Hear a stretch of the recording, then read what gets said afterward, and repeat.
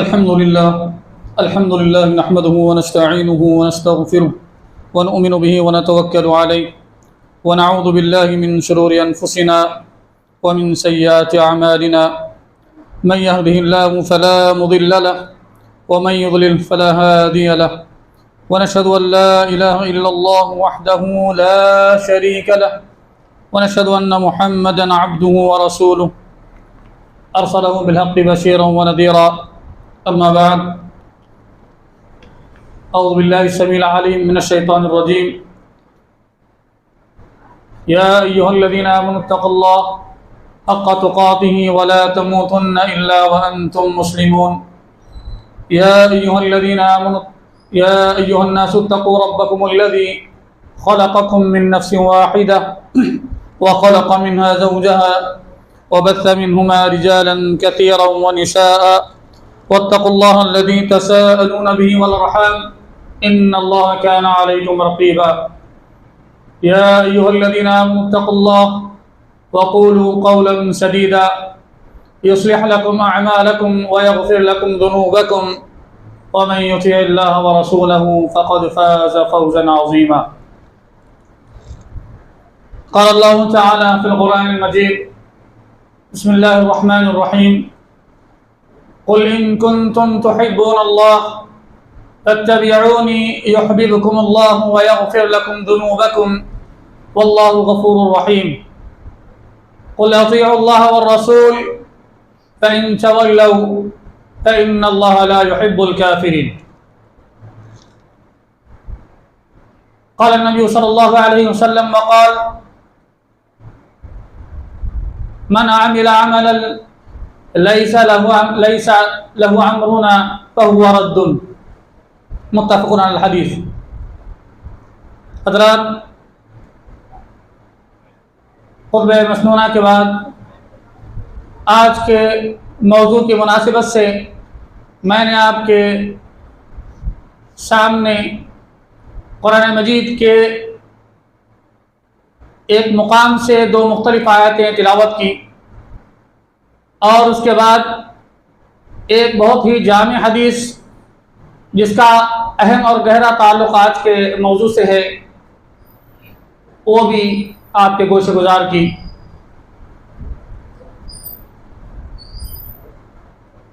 یہ اللہ رب العالمین کا بے پناہ شکر احسان ہے کہ اس نے پھر ایک مرتبہ ہمارے لیے اس دن کو یعنی جمعہ کو مقدر فرمایا اور ہمیں اس بات کی ہدایت عطا فرمائی کہ ہم اس کے فرامدات کو سننے کے لیے ایک جا ہوں۔ یہ اس کا بڑا احسان ہے، اور ساتھ ہی ساتھ بے شمار درود و سلام ہو اس ہستی اقدس و مقدس پر جن کا نام نامی اسم گرامی جناب محمد رسول اللہ صلی اللہ علیہ وسلم ہے۔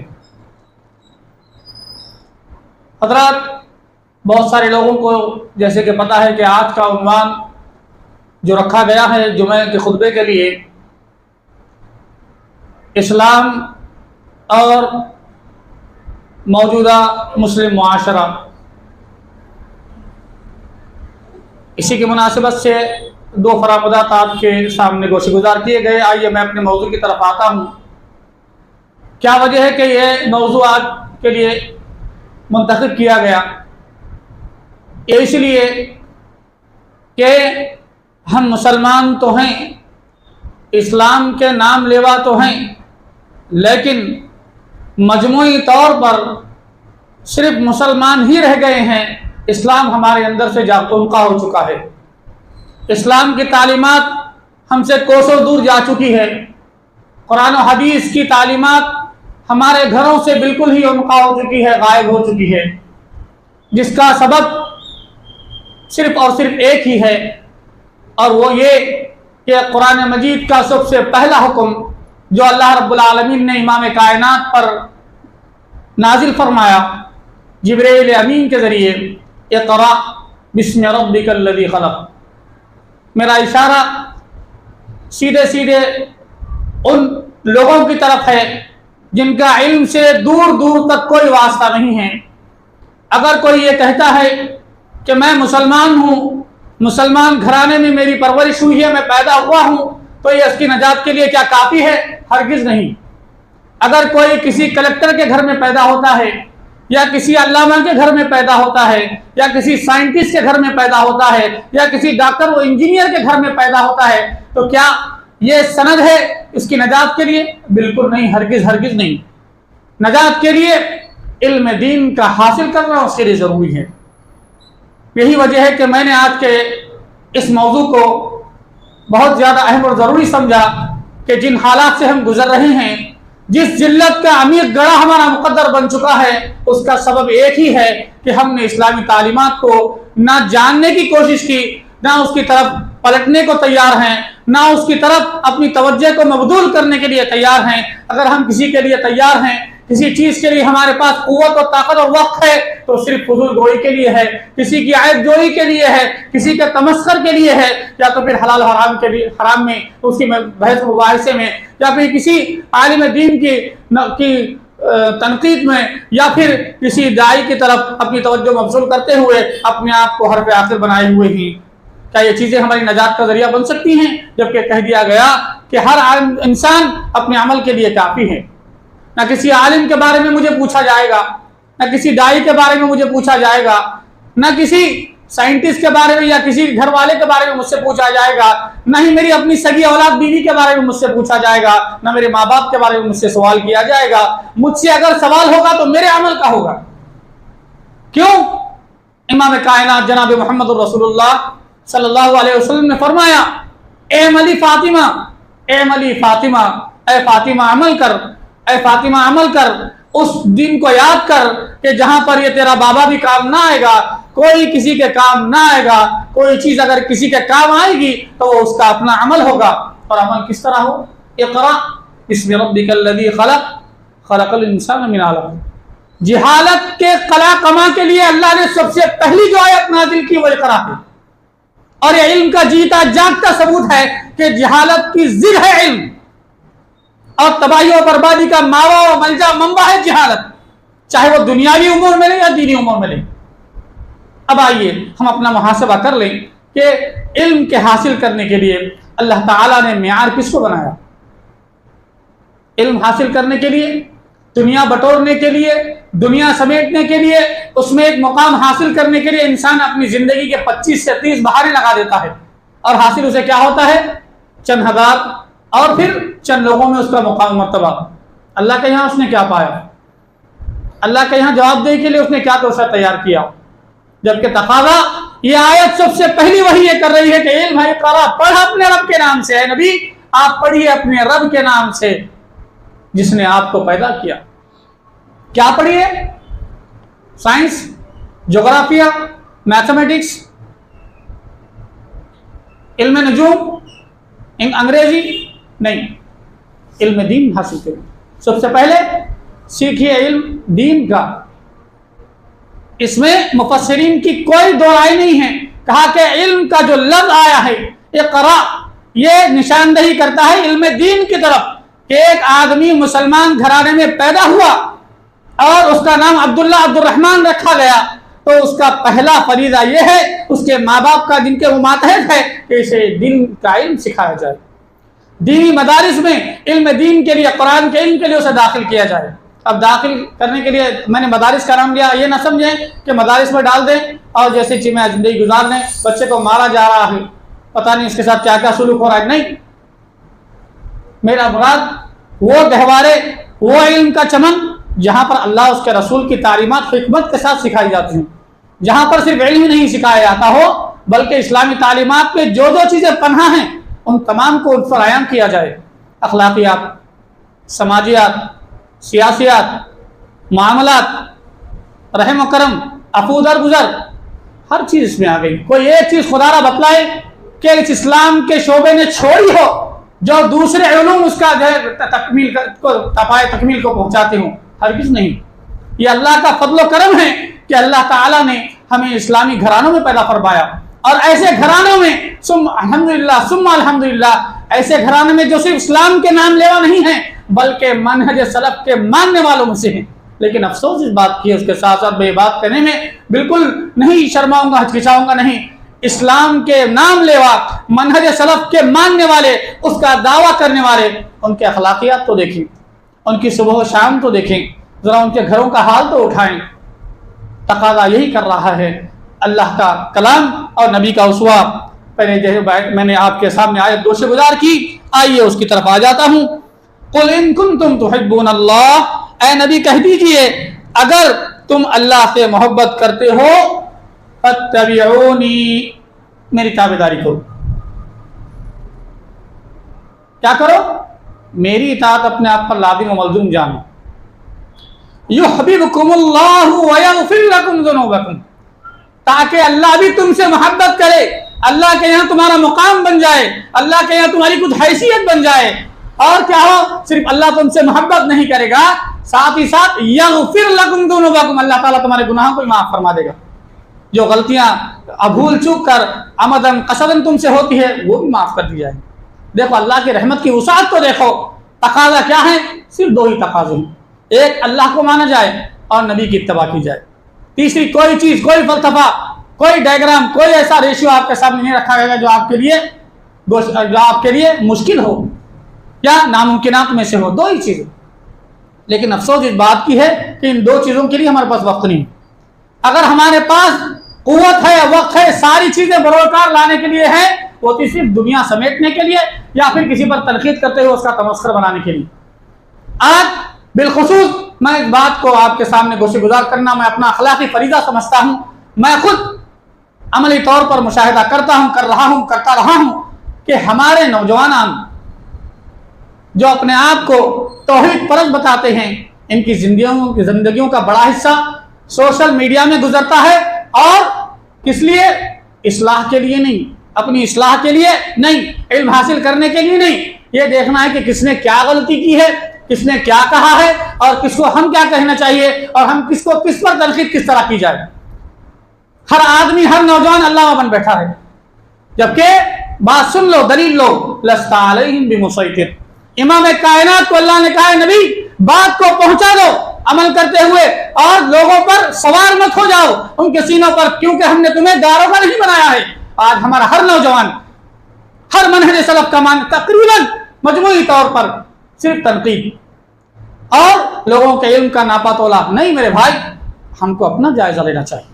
انسان جب اپنی ایک انگلی کسی کی طرف اٹھاتا ہے، قدرت کا فیصلہ دیکھیے، اس کا انتظام دیکھیے کہ کس طرح تین انگلیاں اس کی طرف نشاندہی کرتی ہیں۔ انسان کو چاہیے کہ سمجھیں کہ میری زندگی کس طرف ہے، کس طرف میں نے اس کو موڑ رکھا ہے، اور کس طرف مجھے آنا ہے، کس چیز کی مجھے ضرورت ہے میری زندگی میں، میرے اعمال میں، میرے نامہ اعمال میں کن کن چیزوں کی کمی واقع ہوتی جا رہی ہے۔ عمر نکلتی جا رہی ہے، عمر بڑھ رہی ہے، وقت گزرتا جا رہا ہے، لیکن کوئی تبدیلی مسلم معاشرے میں دور دور تک نظر نہیں آ رہی ہے۔ ضربت علیہم الذلۃ والمسکنہ، یہی وجہ ہے، اللہ کا قانون ہے کہ تمہاری زندگی، تمہارا مقدر، تمہاری صبح و شام ذلت کا عمیق گڑھا بنا دی گئی ہے۔ وجہ کیا ہے؟ اللہ اس کے رسول دونوں سے روگردانی۔ جو کچھ جانتے ہیں اس میں اتنا زیادہ اپنے آپ کو مشغول اور مصروف کر دیا ہے کہ بس یہ حرف آخر ہو چکا ہے۔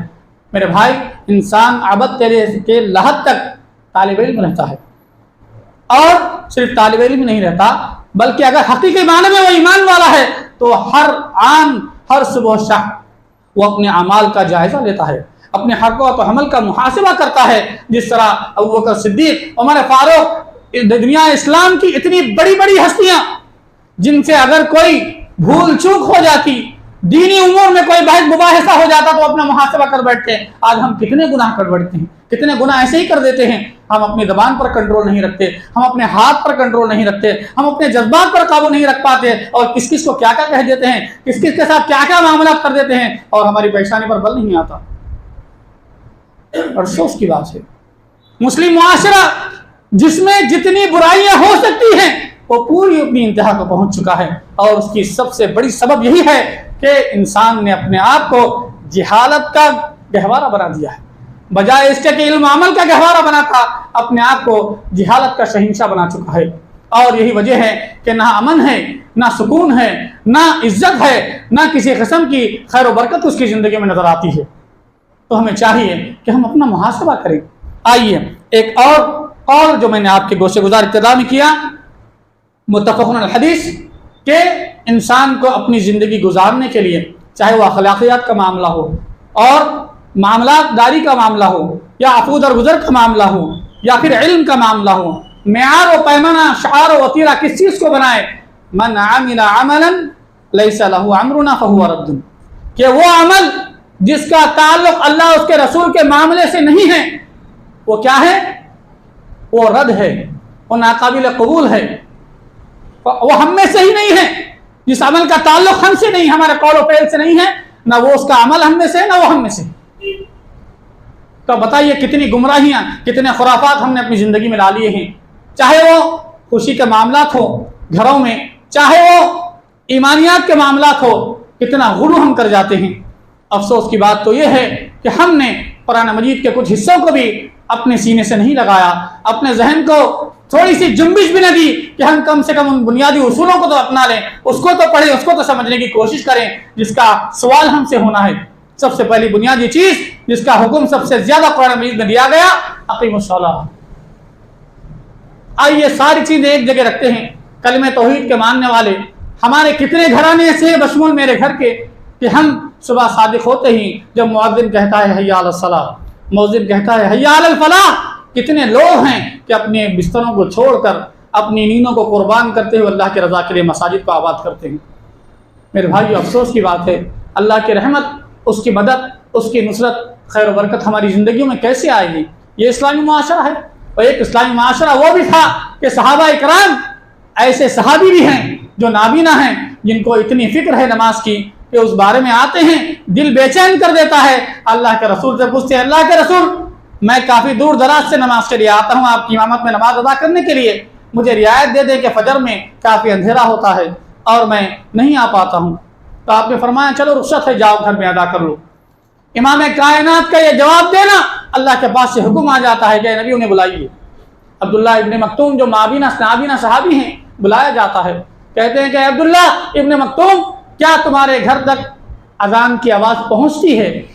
افسوس در افسوس میرے گھرانوں میں ہمارے گھرانوں میں ایک نہیں دسوں مساجد کی آوازیں گونجتی ہیں، آواز آتی ہے 5 مرتبہ اور ختم بھی ہو جاتی ہے، نماز شروع ہوتی بھی ہے ختم بھی ہوتی ہے، وعظ و نصیحت کا سلسلہ شروع بھی ہوتا ہے اور پائے تکمیل کو پہنچتا ہے، لیکن ہمارے کانوں تک تھوڑی سی جنبش بھی نہیں پہنچتی، ہمارے دلوں میں تھوڑا خوف خدا بھی پیدا نہیں ہوتا، ہمارے ذہن و قلوب بیدار بھی نہیں ہوتے، نہ اس طرف بیدار ہونا چاہتے ہیں۔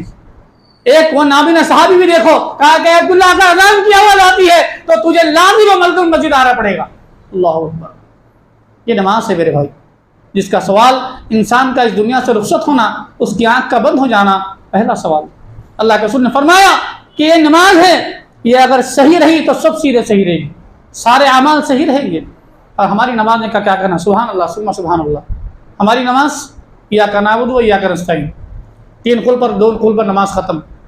ایک صحابی وہ بھی ہیں جو نماز شروع کرتے ہیں اتنی طویل نماز پڑھتے ہیں، ایک امام کا کائنات کا امام وہ بھی ہے جو نماز شروع کرتا ہے تو سورہ بقرہ تکمیل کو پہنچ جاتا ہے، آل عمران تکمیل کو پہنچ جاتا ہے، نساء شروع ہو جاتا ہے، اللہ کی رضا کے لیے لگا ہوا ہے، پیر متورم ہو جاتے ہیں اور آنکھوں سے آنسو جاری و ساری رہتے ہیں، اور پھر اس سے جب پوچھا جاتا ہے کہ کائنات کے امام آپ کے تو اگلے پچھلے سارے گناہ معاف کر دیے ہیں، کیا وجہ ہے کہ پھر آپ اپنے آپ کو اتنی مشقت میں ڈالتے ہیں؟ تو آپ فرماتے ہیں کیا میں اس کے بدلے میں اپنے رب کا شکر گزار بندہ نہ بنوں؟ دیکھیے یہ کوشش، دیکھیے ہمارا حال کیا ہوگا۔ سورہ بقرہ تو دور کی بات، آج بتلائیں خدا را ہماری سورہ فاتحہ بھی صحیح نہیں، کوئی 40 کے عشرے کو پہنچ چکا ہے، کوئی 60 کے عشرے کو پہنچ چکا ہے، ذرا خدا را اس کے سورہ فاتحہ سنیے۔ ایک مرتبہ مجھے اتفاق ہوا کہ ایک صاحب نماز پڑھ رہے تھے اوپر کی منزل میں، انہوں نے عشاء کی نماز پڑھی، تقریباً 17 غلطیاں انہوں نے سورہ فاتحہ میں کی۔ تعجب کریں گے آیتیں 6-7 ہی 17 غلطیاں کیسے ہوئی؟ ایک بھی آیت کا تلفظ صحیح نہیں، اتنا اس کی تلاوت کا انہوں نے جنازہ نکالا۔ بڑا افسوس ہوا کہ اتنا بڑا آدمی شعور کو پہنچ چکا ہے اور اسلامی لبادہ اوڑے ہوئے، اس کو اتنی توفیق بھی نہیں ہے کہ اپنی نماز صحیح کر لے۔ تقریباً 25 سے 30 کے عشرے کو پہنچ چکا ہے لیکن اس کی سورہ فاتحہ صحیح نہیں ہے۔ ہم کیا کامیاب ہوں گے میرے بھائی، کیا انقلاب لائیں گے، کیا ہمارے گھر صحیح ہوں گے جب اپنی ذات کی اصلاح نہیں ہوئی 30 سال 25 سال میں؟ کیا ہم امت کی سدھار کا سبب بنیں گے؟ تو بڑے افسوس کی بات ہے۔ آئیے ایک اور صورت آپ کے سامنے رکھتے ہوئے اپنی بات کو سمیٹ لوں۔ آئیے علم کی فضیلت اس وجہ سے بھی اپنی جگہ آیا ہے، مسلم ہے کہ یہ ایسی چیز ہے کہ جب علم آیا تو تمام قسم کی جہالتیں، فسق و فسور، فساد، ہر چیز بدعملی، ہر چیز کو امن میں تبدیل کر دیا اور دنیا کو روشن کر دیا، انسان کو عزت بخشی۔ اور یہی نہیں، معاشرے میں جن طبقوں کو ذلت کی نگاہ سے دیکھا جاتا، نیچی نگاہ سے دیکھا جاتا تھا، گرا کر دیکھا جاتا تھا، یہ اسلام ہی ہے، یہ قرآن ہی اللہ کا کلام ہے جس نے انہیں مقام و مرتبہ عطا کیا۔ اور کوئی مذاہب یہ چیلنج نہیں کر سکتا کہ جو مقام عورتوں کو اللہ کی کتاب نے اور اللہ کے اسلام دین نے دیا، کوئی اور مذہب اس کو نہیں دے سکتا تھا۔ قیامت کی صبح تک اس کی بھرپائی نہیں کر سکتا تھا اگر اسلام نہ آتا۔ تو میرے بھائیوں، آپ دیکھیں اللہ تعالیٰ نے اسی عورت کو ماں بھی بنایا، بہن بھی بنایا، بیٹی بھی بنایا، اور اس کے قدموں تلے جنت کا اعلان کر دیا۔ اور وہی عورت ہے جس کے سپرد اللہ تعالیٰ نے ایک صحیح معاشرے کی تشکیل کا، اس کو ایک اہم ترین بیڑا اٹھانے کا اس کو ایک حکم دیا۔ لیکن ہم دیکھتے ہیں کہ یہ بدعملی، یہ جہالت، یہ غیر اسلامی حرکتیں جو ہمارے اندر پنہا ہوئی ہیں، اس کا کہیں نہ کہیں ایک سبب عورت بھی ہے۔ کیونکہ جب انسان آنکھ کھولتا ہے اپنی ماں کے گود میں، تو اس کا سب سے پہلا مدرسہ جو ہوتا ہے وہ ماں کا گود ہی ہوتا ہے۔ تو ماں کو چاہیے کہ وہ اپنے آپ کی اصلاح کرے، اور اتنا تو علم کا حصول وہ کر لے کہ وہ اپنے اولاد کی تربیت اور اپنے اعمال کی اصلاح کر لے، اپنی عاقبت بھی سدھار سکے، اور صحت مند معاشرے کی اور علم کا گہوارہ بناتے ہوئے اخلاقیات، سماجیات، علمیات اور جو شعبہ اس کے سپرد کیا گیا ہے ان تمام کو کما کہوں وہ اس کی تکمیل کر سکے۔ اور یہی دیکھتے ہیں کہ ہم مجموعی طور پر ہماری نوجوان نسل، ہمارے بچے اگر آج بے راہ روی کا شکار ہیں تو اس کا اہم ترین سبب عورتیں بھی ہیں، جنہیں فرصت اپنے کچن سے ہے، نہ اپنے ٹی وی سے ہے، نہ اپنے واٹس ایپ سے ہے، نہ اپنے فیس بک سے ہے، نہ اپنے ٹویٹر سے ہے۔ کہاں بچوں کی تربیت ہوگی؟ اور پھر اس کے بعد ہماری نوجوان بیٹیاں، ان کا کیا کہنا، سبحان اللہ ثم سبحان اللہ، آئے دن کیسے کیسے واقعات رونما ہوتے ہیں۔ بچی برقعے میں تو جاتی ہے لیکن اس کا معاملہ کچھ اور ہوتا ہے۔ جب سوشل میڈیا پر اس کے تصاویر اور اس کی شخصیت عیاں ہوتی ہے تو ہمارا سر شرم سے جھک جاتا ہے، ہم کچھ کہنے کے قابل نہیں رہ پاتے۔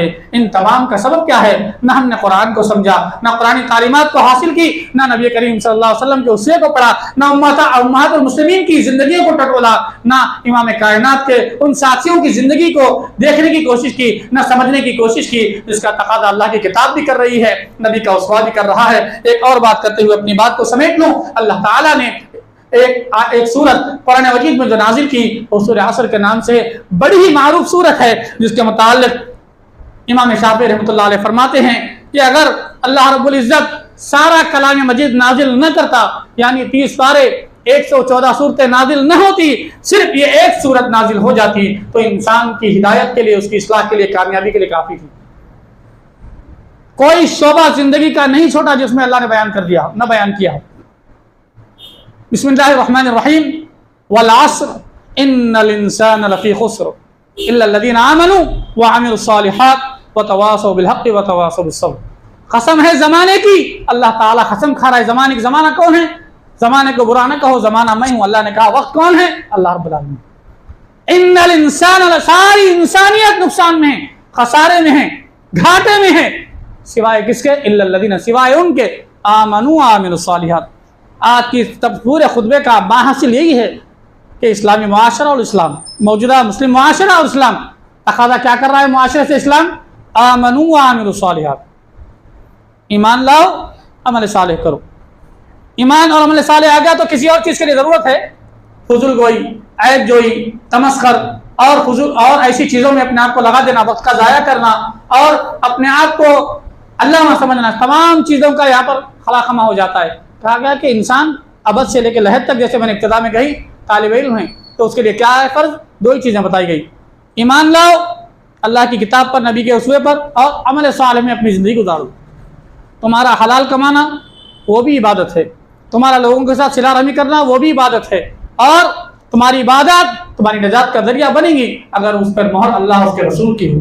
اور پھر ساتھ ہی ساتھ کہا گیا وَتَوَاصَوْا بِالْحَقِّ، ایمان والے کی جو چیلنج ہے نا، جب یہ تمام چیزوں سے تم گزرو گے، ان مراحل سے کرتے ہوئے، ان کارہائے نمایاں کو انجام دیتے ہوئے، ضرور بضرور جس طرح انبیاء کو ستایا گیا، سلف صالحین کو ستایا گیا، جانوں سے مارا گیا اور ان کو طرح طرح کی تکالیف پہنچائی گئی، عجب نہیں کہ ایمان والو تم پر بھی یہ وقت آئے گا تو تم کیا کرو، تم متزلزل نہ ہو جاؤ، بلکہ پائے استقلال کے ساتھ، استقامت کے ساتھ جمے اور ڈٹے رہو۔ وَتَوَاصَوْا بِالْحَقِّ وَتَوَاصَوْا بِالصَّبْرِ، اور ایسے حالات میں کیا کرو، صبر کے دامن کو مضبوطی سے تھامو۔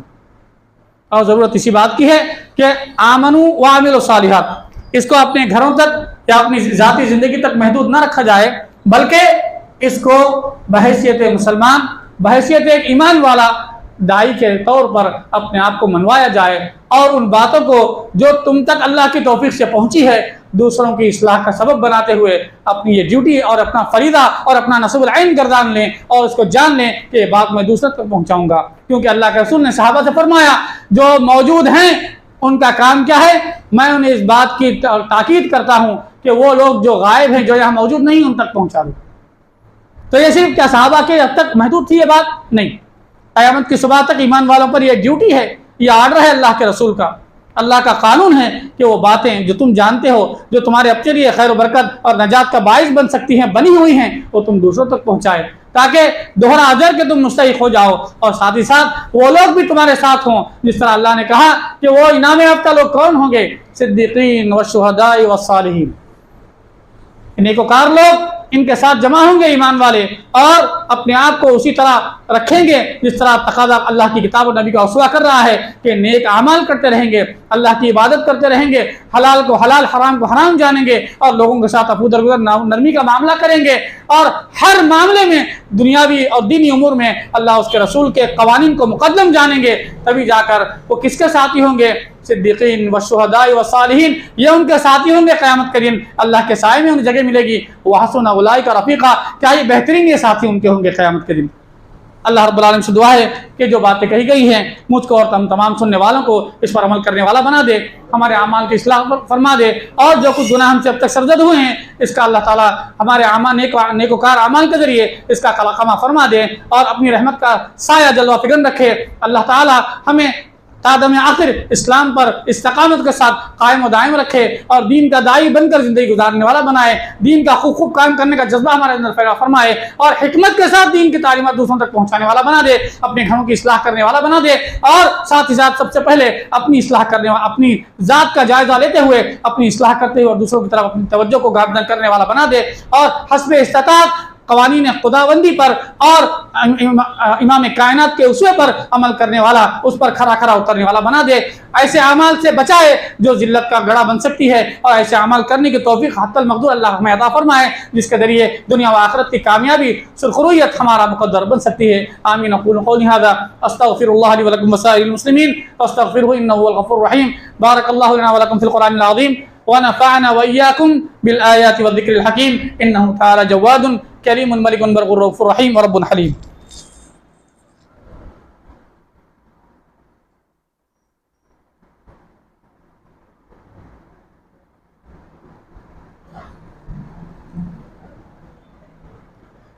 إن الحمد لله لك الحمد حمدا كثيرا طيبا مباركا، ونشهد أن لا إله إلا الله وحده لا شريك له، ونشهد أن محمدا عبده ورسوله۔ أعوذ بالله من الشيطان الرجيم، بسم الله الرحمن الرحيم۔